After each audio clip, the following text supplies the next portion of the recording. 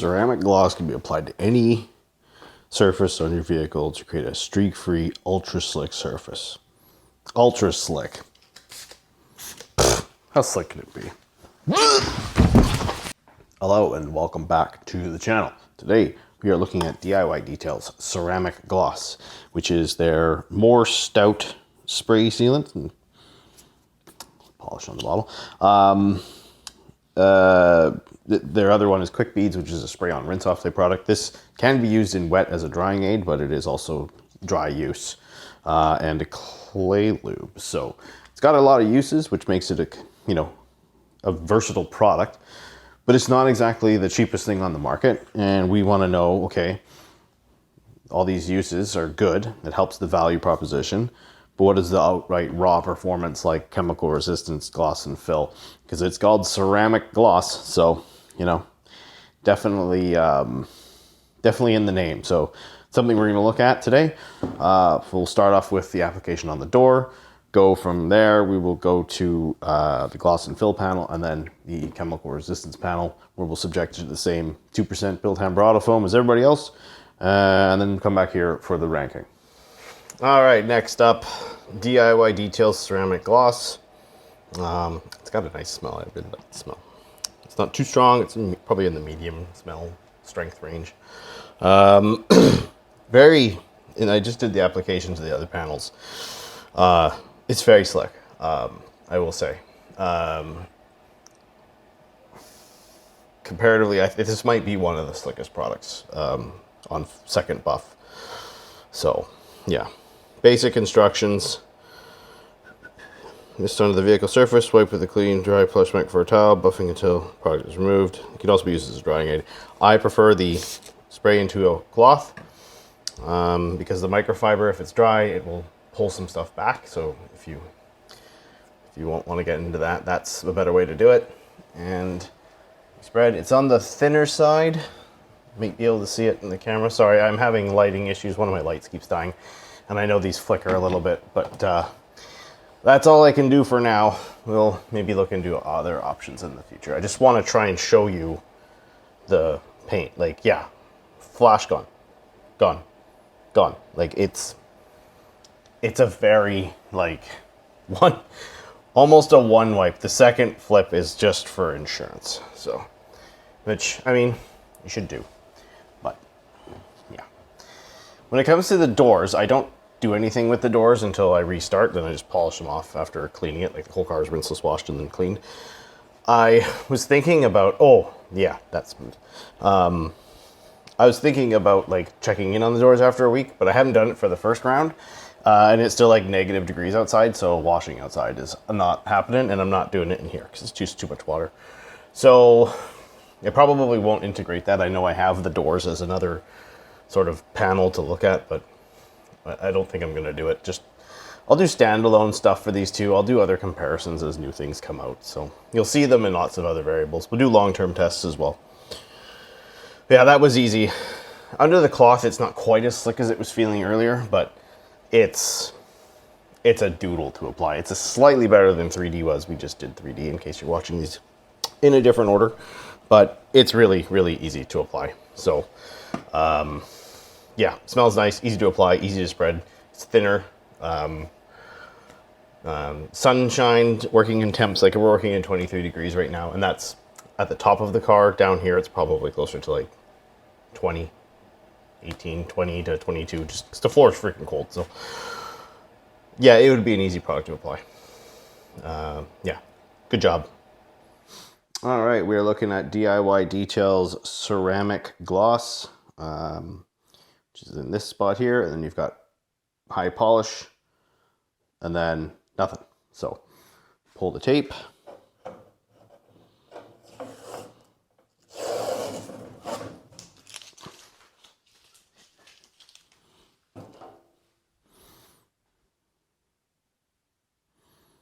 I don't know about you. I'm gonna look in person as much as I look through the camera. It's darkened, but again, it's the same as the 3D beat it up. It just that standard amount of darkening, that standard amount of fill. which is a minimal amount of fill. I mean, if you go up and down, the tape line makes it kind of awkward, but it's just a smidge darker, but it hasn't really filled anymore. And compared to, like, you know, a high polish grade paint, it's a ways off.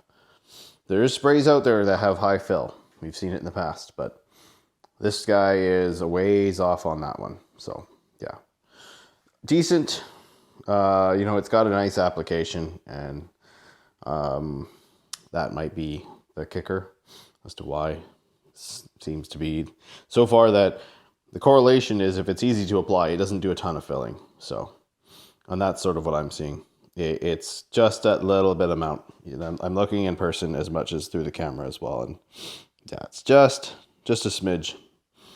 So yeah, that's it for this guy. Moving on.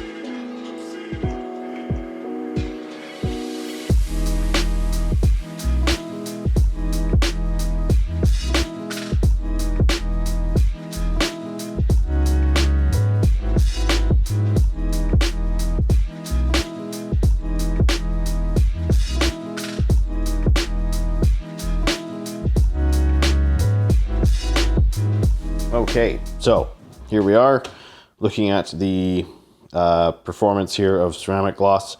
Now, as you saw in the application, it is extremely easy to use. Very little work required to buff it. It smells nice. It's a little stronger of a scent, but it's not crazy overpowering, and it's a nice scent in my opinion. And I know a lot of people love this scent, but application and slickness on this guy, they're a 9 out of 10. Like, they're quite good. When you use it sparingly and in dry, it's really nice to use, and I didn't find it to be hard to wipe or anything like that. So that's good. Now, pricing wise, I'm doing this a little bit out of order. It comes in a gallon or the 16-ounce bottle. 16 ounces, $27.99 Canadian from Carzilla, which is about just under $30 for 500 mils. The gallon is $136.99, which is $18.50 for 500 mils. So it drops about $11 off the cost of a 500 ml bottle by buying the gallon. But Beat It Up's gallon is $42. So price on this is a 6 out of 10. Gallon makes it maybe an 8 out of 10. That's still an expensive gallon. It's currently on sale, but who cares? Like, you got to go by MSRP. So yeah, the pricing is a little steep, but again, it is a versatile product. You don't use a lot when you use it dry, especially. So, you know, stretch it there. Hydrophobics is about a 6 out of 10. They're beads. They move around, but they're nothing special. Chemical resistance, though, it's a better showing than we've seen. It's slowed down a bit on run number 5 there, but it held up pretty well through the first half or first 2/3 roughly. So it's a 7 out of 10 on the chemical resistance.